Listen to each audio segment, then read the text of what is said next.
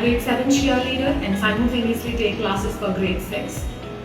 I've been with Dreamtime for the past 1 year.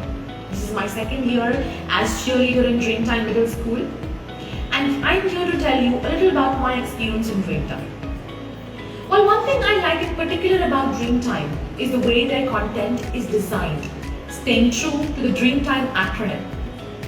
One particular acronym that I really love is D, Design Thinkers. Our curriculum is designed in such a manner that the learners not only take in concepts in their everyday classes, but learn to implement this particular acronym in their everyday learning. They not only take a concept, but they design various new things using that concept. For example, let's say we talk to them about any particular concept in English.